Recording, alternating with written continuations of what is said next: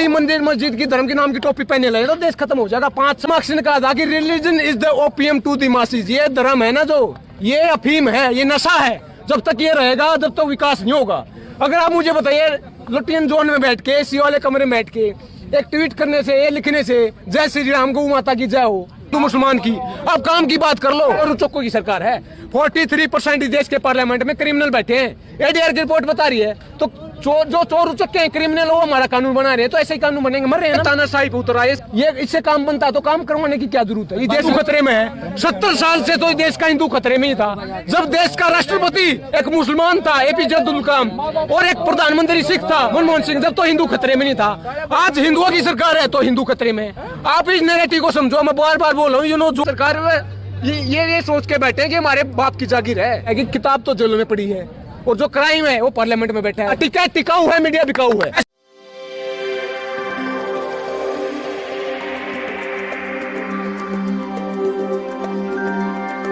बिकाऊ है ये सरकार। बिकाऊ क्यों आपको बता दूं आपको धीरे धीरे, क्योंकि जो नया बजट आया, 2 बैंक बेचे जाएंगे, एक बीमा क्षेत्र कंपनी बेची जाएगी। जो एफडीआई होता था ना बीमा क्षेत्र में 49%, उसको इंक्रीज करके 74% कर दिया है। जो डिस इन्वेस्टमेंट होता है, जो उसका टारगेट रखा 2.25 लाख करोड़ का, तो अपने आप ही खत्म हो जाएगा। 23 पीएसयू या तो बेच देंगे, अंडर पाइपलाइन है। 149 पीएसयू जो सरकारी संस्थान होते हैं, सरकारी जो संस्थाएं होती हैं, उनको बेच दिया जाएगा आने वाले सालों में। ट्वीट बाहर से आ रहे तो रोक लो ना। अब मुझे बताइए, हम सरकार को वोट देके बनाते हैं, किस लिए बनाते हैं? काम करेगी। फॉरेन मिनिस्ट्री बाहर के रिलेशन देखती है। अगर बाहर से कोई भी मुद्दा होता है, इशू होता है, तो फॉरेन मिनिस्ट्री देखती है। एस जयंकर हमारे फॉरेन मिनिस्टर है, तो वो देखेगी। अगर बाहर से ट्वीट आए तो रोक लो। कौन मना कर रहा है? फंडिंग भी इन्होंने ये बोला था कि पाकिस्तान से आ रही है, कनाडा से आ रही है। एक तो आप मुझे बता दो, पाकिस्तान खुद मर रहा है, खाने के लाले पड़े हो, हमारे लिए फंडिंग करेगा? कंगाल हुआ पड़ा है। दूसरी बात, फिर वही बात है, अगर बाहर से आ रहे तो आप रोको ना। फॉरेन मिनिस्ट्री आपके अंडर है, सारी एजेंसियां हैं, यूज करो, उसका निकालो। कौन कर रहा है उसको खत्म करो ना। ये प्रोपेगेंडा है ना। मैंने बोला नैरेटिव खड़ा कर दिया है कि जो बोलेगा आतंकवादी बोल दो, खालिस्तानी बोल दो, पाकिस्तानी बोल दो, एंटी नेशनल बोल दो। ये उदाहरण है भाई साहब, आप उठा के देख लो। जब से सरकार आई है 2016 में क्या हुआ था, जेएनयू में एक जेएनयू हुआ था। अब जो स्टूडेंट वहां पढ़ने वाले, उन्होंने आवाज उठाई गलत के खिलाफ, उनको एंटी नेशनल बोल दिया, टुकड़े टुकड़े गैंग बोला। बता दो क्या क्या हालात हो चुके हैं। जो आदिवासी है, अगर वो आज आवाज उठाएगा उसको माओइस्ट बोल देंगे। समझ रहे हो? जो दलित एक्टिविस्ट हैं, सोशल एक्टिविस्ट हैं, माकोरे के गांव के थ्रू उनको आतंकवादी घोषित कर दिया। यूपी के चार्ज हैं। नेचुरल जस्टिस क्या बोलता है? Innocent until proven guilty. यहाँ पे उल्टा हो रहा है। 2 साल से अंदर पड़े हैं, कोई ट्रायल नहीं हो रहा। अब वाशिंगटन पोस्ट की एक खबर आई है, उन्होंने बोला कि ये प्लांट किया गया था कंप्यूटर हैक करके, सब कुछ सेट किया गया था, प्री प्लान था। तो जबरदस्ती जो पढ़ाई लिखाई है, क्या बात क्या है कि किताब तो जेलों में पड़ी है और जो क्राइम है वो पार्लियामेंट में बैठा है। जब आप मुझे बताइए, जब प्राइवेटाइजेशन कर देंगे तो रोजगार किसके हाथ में होगा? पूंजीपतियों के हाथ में होगा। तो रोजगार अपने आप ही खत्म होगा। आप मुझे बताइए, 8 करोड़ लोग थे जो माइग्रेंट लेबर थे, लॉकडाउन के दौरान अपने घर गए। इन्हीं पूंजीपतियों के खेतों में, उसमें फैक्ट्रियों में काम करते थे। क्या इन्होंने एक भी पैसा दिया इनको? किराए का भी पैसा दिया? तो बता दो आप। पूरी उम्र उन्होंने उन श्रमिकों की वजह से अपनी कंपनियों में मुनाफा कमाया, ऊपर बढ़े, लेकिन जब उनको दुख की घड़ी आई तो पीछे हट गए। यही तो पूंजीवाद है। दूसरी बात, जो सरकारी सिस्टम को खत्म किया जा रहा है। 2 करोड़ रोजगार की बोली थी, 1 करोड़ ही दे देते, सब कुछ खत्म हो रहा है भाई साहब। आप बोल रहे हो ना एसएससी का मुद्दा उठाया है, यूपीएससी का मुद्दा उठाया, लेटरल एंट्री का। मुझे बता दो, आप जो 2012 में 2014 में 14,000-16,000 वैकेंसी होती है ना सीजीएल की, वो केवल 6,000 की है। ईयर बाय ईयर उनको घटाया जा रहा है, वैकेंसीज को घटाया जा रहा है। ऊपर से टाइम पे पेपर नहीं होता। 2017 में जो सीजीएल एग्जाम हुआ था, 2021 आज तक ज्वाइन नहीं हुई है। 2018 में जो पेपर हुआ था, उसका आज तक एग्जाम नहीं लिया जा रहा। तो ये कैसे लड़ोगे बेरोजगारी से? कैसे? तो ये सिस्टम को खत्म किया जा रहा है भाई साहब। एजुकेशन, आप मुझे बताए, लेटरल एंट्री लेके आएंगे। लेटरल एंट्री क्या बोलती है? जो हमारे कितन केयर है, नियर डियर है, जो सरकारों के चापलूस है, हमें क्या पता कौन है वो, बैकडोर से लेके आएंगे। एजुकेशन क्या बोलती है? जो स्टैंडर्ड प्रोसीजर हो, तो ये बोलता है कि यूपीएससी की तैयारी करो, 1-1.5 साल पढ़ो, मेहनत करो, उसके बाद यूपीएससी की क्लियर होता है। 700-800 पोस्ट होती है। पिछले साल केवल 10 पोस्ट थी, अब की बार 30 कर दिया है। ये ईयर बाय ईयर इंक्रीज करते जाएंगे, अपने आप ही पढ़ाई लिखाई खत्म होगी। सिस्टम में वो बैठे होंगे जो इनके चापलूस होंगे, पढ़े लिखे जाएंगे नहीं, करप्शन होगा, सही तमाम तरह की समस्याएं होंगी, तो अपने आप ही एजुकेशन खत्म हो जाएगी ना। पढ़ाई लिखाई किताब को इस देश में खत्म किया जा रहा है। आप ताजा उदाहरण 6 लाख आपने बोला, तो यही तो उदाहरण है ना। जब आवाज उठाएगा तो डिलीट कर दिया ट्वीट, समझ रहे हो ना। कोई आवाज उठाएगा वो जेल में डाल देंगे। यूपा के अनलॉफुल एक्टिविटी प्रिवेंशन एक्ट, आतंकवाद के चार्ज लगा देंगे, एनएसए यूज कर देंगे, सेडिशन के चार्ज लगा देंगे। ताजा उदाहरण दिशा रूवी का है, मनदीप पुनिया का है। तो ये तानाशाही पे उतर रहा है सरकार। ये सोच के बैठे हैं कि हमारे बाप की जागीर है। रात इंदौरी जी ने कहा था कि बन के हादसा बाजार में आ जाएगा, जो नहीं होगा अखबार में आ जाएगा कि चोर उचक्कों की करो कदर। पता नहीं कब कौन सी सरकार में आ जाएगी। ये चोर उचक्कों की सरकार है। 43% देश के पार्लियामेंट में क्रिमिनल बैठे हैं, एडीआर की रिपोर्ट बता रही है। तो जो चोर उचक्के हैं, क्रिमिनल, वो हमारा कानून बना रहे हैं, तो ऐसे ही कानून बनेंगे। मर रहे हैं ना लोग, समझ रहे हो ना। देखिए किसान ठान के आया, किसी ने कहा था कि हार हो जाती है जब मान लिया जाता है और जीत होती है जब ठान लिया जाता है। ये किसान ठान के आया, अपने दिमाग से जो जितना भी कबाड़ है ना जो वो है, इसको निकाल दे, मेल को निकाल दे।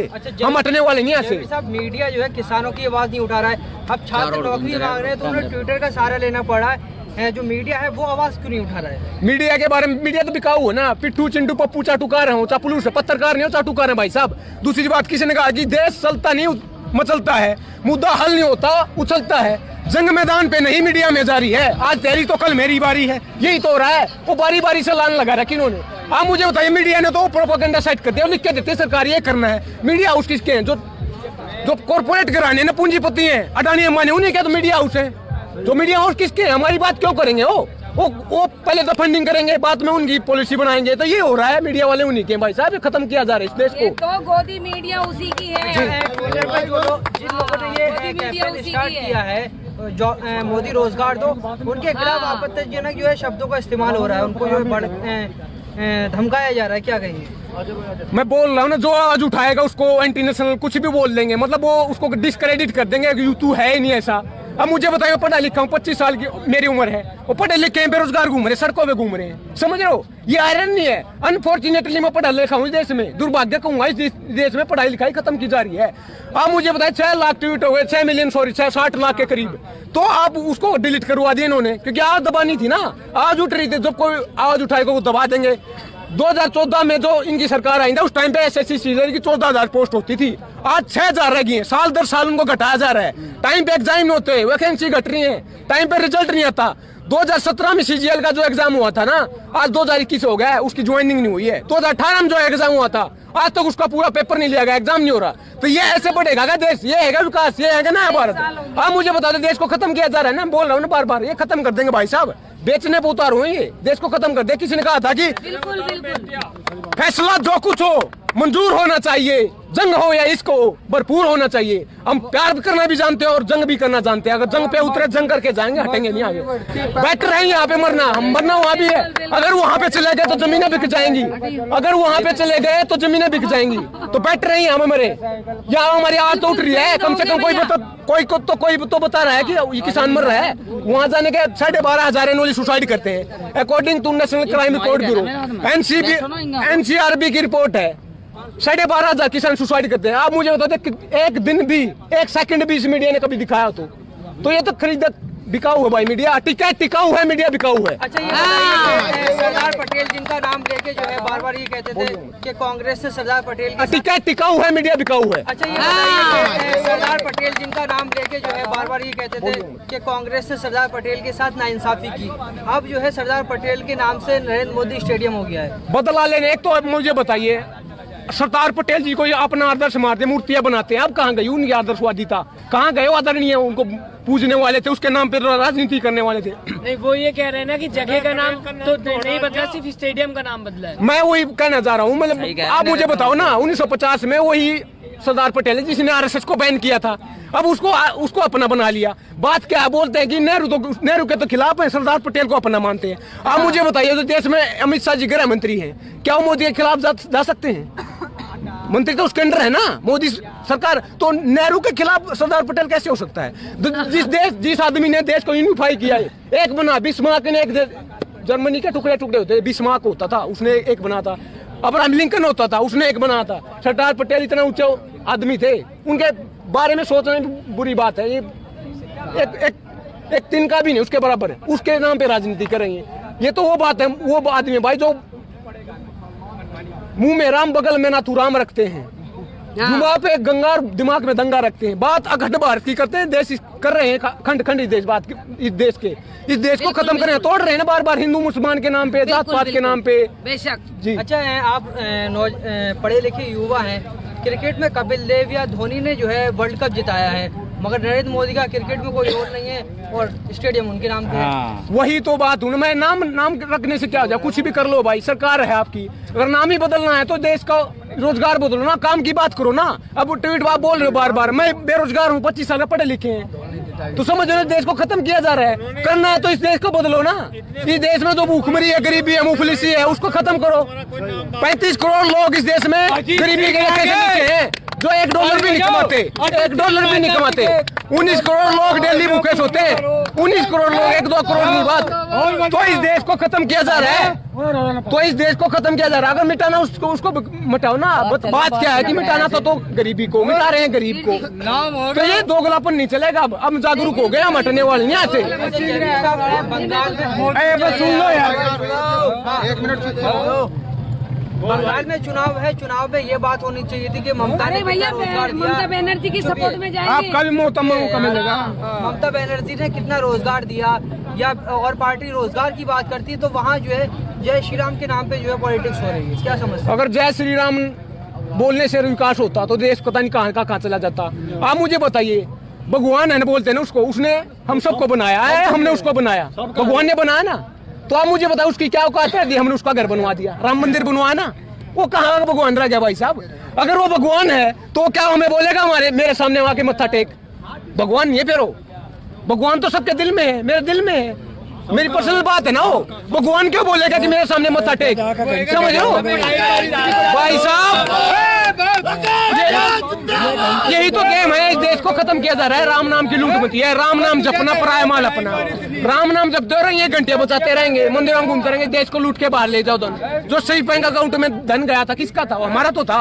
आजकल हर चीज पे टैक्स लिया जा रहा है, आजकल मूतने पे भी टैक्स लिया जा रहा है। दिल्ली मेट्रो में 2 रुपए लगते हैं, तो मूतने पे भी टैक्स ले रहे भाई साहब। कहाँ जा रहा है पैसा? उनकी जेबों में जा रहा है, ये मंदिर बनवा रहे हैं। बंगाल के जो है नौजवान को रोजगार की बात कर रहे हैं।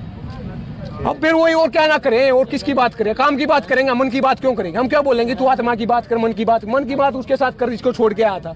समझ लो, काम की बात करो ना, खेती किसानी की बात करो, रोजी रोटी, कपड़ा, मकान, शिक्षा, स्वास्थ्य, बिजली है ना। जब वो कह रहे हैं कि बंगाल में युवाओं को नौकरी देंगे अगर वो जीतते हैं तो उसको लेके पूरे देश को दे दी पहले। अगर ये दे दी, 2 करोड़ दी थी, अब मुझे छोड़ो 2 करोड़ का छोड़ो। अरे पहले नौकरी सवाल पूछो आप। वहाँ के रोजगार की बात कर रहे हैं। वही तो मैं बोल रहा हूँ, 2 गुलाब। अगर 2 करोड़ बोला था, 1 करोड़ ही दे देते, क्या दिक्कत थी? रोजगार तो खत्म हो गए ना। अगर रोजगार नहीं होता तो मैं यहाँ पे क्या होता? आपने बोला 6 मिलियन ट्वीट होता, ट्वीट क्यों होते? कोई मुद्दा होता तभी तो बात होती है। अगर मुझे चोट लगे तभी बोलूंगा मुझे चोट लगी है, शौक तो है नहीं भाई, मतलब बोल रहा हूँ चोट लगी है तो चोट लगे तो उसको तो जो गड्ढे भरे हुए किए गए हैं उनको पहले भर लो ना। नहीं बीमारी खड़ी कर रहे हो, इस देश को खत्म कर देंगे साहिब भाई साहब। बेच देंगे। किसने कहा था कि धरा बेच देंगे, गगन बेच देंगे, कली बेच देंगे, चमन बेच देंगे? अगर आप यूं ही सोते रहे तो ये फर्जी राष्ट्रपति वोदन बेच देंगे, ये देश को बेच देंगे भाई साहब। अब जागने का वक्त आ गया है। अब भगत सिंह का होना पड़ेगा, इंकलाब आएगा, समाजवाद को आना पड़ेगा, पूंजीवादी व्यवस्था नहीं चलेगी। आखिरी सवाल है कि जो नौजवान रोजगार मांग रहे ट्वीट कर रहे हैं, और बंगाल के नौजवानों को क्या मैसेज देंगे आप? मैं यही कहना चाह रहा हूँ, मैं बोल रहा हूँ ना, मैं यहाँ पे कोई चूर्ण चारण खा के तो आया नहीं, इसलिए तो आया ना। अलग जगाना पड़ेगा, अवेयरनेस फैलानी पड़ेगी, जानकारी देनी पड़ेगी। 65% इस देश की पॉपुलेशन नौजवान है, 35 साल से नीचे है। अब मुझे बताइए, अगर हम आवाज नहीं उठाएंगे तो देश खत्म हो जाएगा। अगर ये मंदिर मस्जिद की धर्म के नाम की टोपी पहने लगे तो देश खत्म हो जाएगा। 5 साल जब गुजर जाओगे ना, फिर अफसोस होगा यार मैं तो उस टाइम पे लड़कियों के पीछे घूमता रहा। ये मानो बात को, मानो बात को, सच्चाई है ये, सच्चाई है। ये दारू दप्पे में लड़के पीछे बिजनेस बना दिया भाई, देश का जोला बना दिया है। कार्ल मार्क्स ने कहा था कि religion is the opium to the masses. ये धर्म है ना जो, ये अफीम है, ये नशा है। जब तक ये रहेगा जब तक विकास नहीं होगा।